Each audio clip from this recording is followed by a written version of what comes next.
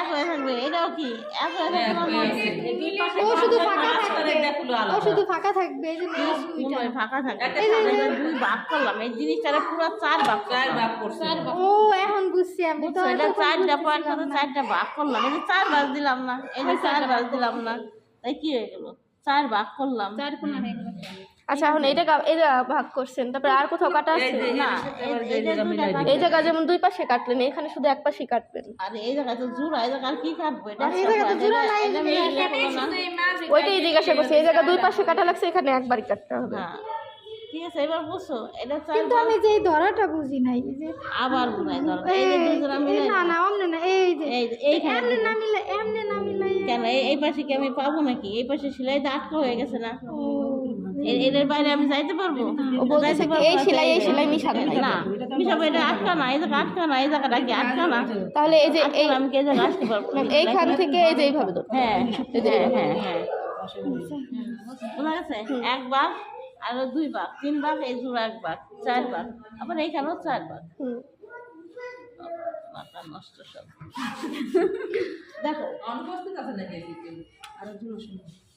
দেখো, এই ফ্রিল লাগানোর সময় একটা জিনিস কনফার্ম করতে হবে কি, যে এটা তো ফ্রিল লাগাবো আমরা, তাই না? এটা কি সুদা পাশ না, আর এটা কি উল্টা পাশ?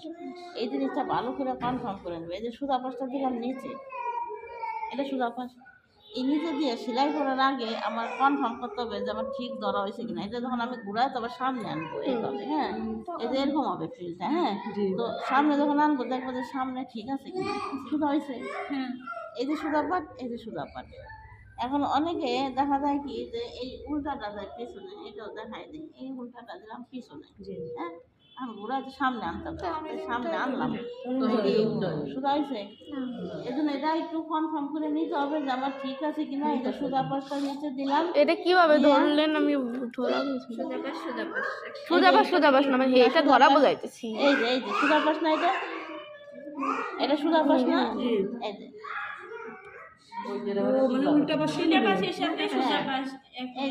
এটা কি সুদা পাশ না? এই কাটার ওখান থেকে ধরতেছেন? হ্যাঁ, এই যে সুদা পাশটা দিলাম নিচে, নিচে দিয়ে এই যে সেলাই করবো, সেলাই করে কি ফ্রিলটা আবার আমি ঘুরাই না, এই পাশে আবার দিব, তাই না? ফ্রিলটাতে এরকম থাকবে। বুঝছি। এটা হলো যে যখন এটা সেলাই করার আগে সবাই বললি সতর্ক থাকো, এটা বেশিরভাগ কাছে এগুলো করে। এটা আগে দেখবো যে আমার ঠিক আছে কিনা। যখন ঘুরে আনবো তখন তো এরকম থাকবে, ঠিক আছে? এখন আমি বুঝলাম আমার ওকে আছে ধরাটা, তারপরে আমি সেলাই করবো। এই ধরাটা ওকে না করে কখনো সেলাই করবো না, কারণ কি সেলাই করা খুব সহজ, কিন্তু সেলাই করা অনেক কষ্ট। এখন কষ্ট দিলে কাপড়ও নষ্ট হয়ে যায়, ঠিক আছে? বলে যায় যখন তুমি সেলাই করতে যাবে তখন এই কাপড়গুলি এরকম থাকবে না, এরকম বলে যাবে, লুজ হয়ে যাবে, ঠিক আছে? এই জন্য আগে সেলাই করার আগে যেভাবে দইটা কনফার্ম হবো যে আমার তো এটা তো দইটা আবার আনবো, আনার পরে কি আমার এটা ঠিক আছে কিনা, হয়েছে? সুদার সাথে সুদা মিলছে। আর তুই যে মাথা দিতাম দেখো, এই যে উল্টা মাথা দিলাম, উল্টা পাশে ঘুরাই আনলাম, তখন কি হয়ে গেল? উল্টা হয়ে গেল। এটা একটু হয়ে যাবে, চেক করে নিবা যে আমার ধরাটা ঠিক আছে কিনা।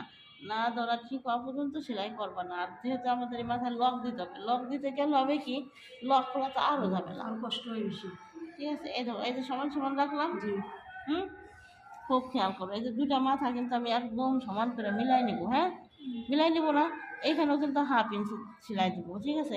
কিন্তু এই সেলাইটা আমি একদম শুরু থেকে শুরু করবো না। এই দেখো একটু উপরে উঠাই নিলাম। কেন উপরে উঠাই নিলাম বলো তো? যখন আমি যা লক করবো এই কাপড়টা সরতে পারবে না। আর যদি একদম মাথার থেকে এরকম শুরু করি তাহলে কিন্তু স্লিপ করে এটা আগে পিছু হয়ে যাবে। হ্যাঁ, এই যে একটু উপরে উঠাইলাম সেলাইটা, দেখছো? হ্যাঁ, সরবে না, এখন আর সরবে না। এই যে লক দিলাম, এই যে এখন আমি লক দেখছো? তাহলে হবে কি, সেলাইটা আর সরতে পারবে না আমার। এবার দেখো কেন পয়েন্ট করলাম, যাতে আমার মিলে। পয়েন্ট না করে সেলাইতে পারবো যখন তোমরা আরো ভালো পারফেক্ট দূর দিয়ে যাবা, তখন তো মিলানো আছে, 40-40 আছে, ছোট বড় হবে না। কিন্তু না, কাজ করতে গেলে অনেক সময় এই যে দেখছো, এটা হলো যার যার ভাগে টাকা টাকা দিতে হবে। এটা হচ্ছে ধরার সুবিধার্থে। হ্যাঁ, যে আমি 40 কিন্তু মেপে নিছি, কিন্তু একটা পার্ট একটু টান খেলে তো এই পার্টটা বড় হয়ে যাবে। আর এই যে পয়েন্টে দিয়ে দেবো, ধরো একটু ছোট আছে, ধরো এরকম আছে একটু, হ্যাঁ, এরকম একটু ছোট করে হইতে পারে না, তখন আমি টান দিয়ে এটা মিলাই দেবো। বা এটা একটু ছোট আছে, এটা একটু ছোট হয়েছে, টান দিয়ে মিলাই দেবো, পয়েন্টে ঠিক রাখবো, ঠিক আছে? এই জোড়াটা আমাদের সেকেন্ড পয়েন্ট, দুই নম্বর পয়েন্ট ছিল মধ্যে জোড়াটা, এই যে এখন এই যে জোড়াটা হলো এই যে আমার 2 নম্বর পয়েন্টের সাথে 2 নম্বর পয়েন্ট মিলছে,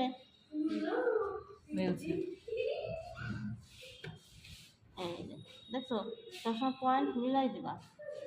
এই। আর সেলাই লাগানো ছোট বড় না, এই পেটিকোটের মধ্যে ফ্রিল লাগানোটাই একটু কষ্ট, কারণ ফ্রিল যদি তুমি পারফেক্ট না লাগাইতে পারো তাহলে ফ্রিল মোটর হয়ে যায়। এটা খুব মানে যন্ত্রণারও ব্যাপার, অনেক কষ্টেরও ব্যাপার। এই জন্য যদি মানে চিন্তা ভাবনা ভালো করে করো, পয়েন্ট পয়েন্ট মিলাই করো বা সঠিকভাবে যে বা যেটা হবে সেটা দিয়ে করো, তাহলে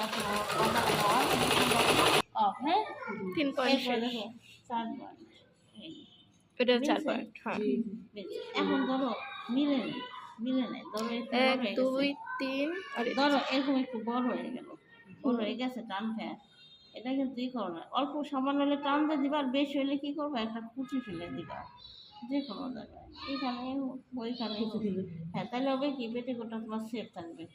কিন্তু এই মাথায় বড় হলে নিচের পাট বড় হলে নিচেই কুচি ফেলতে হবে, নিচের পাট বড় হয় না, বেশিরভাগ উপরের পাটই বড় হয়।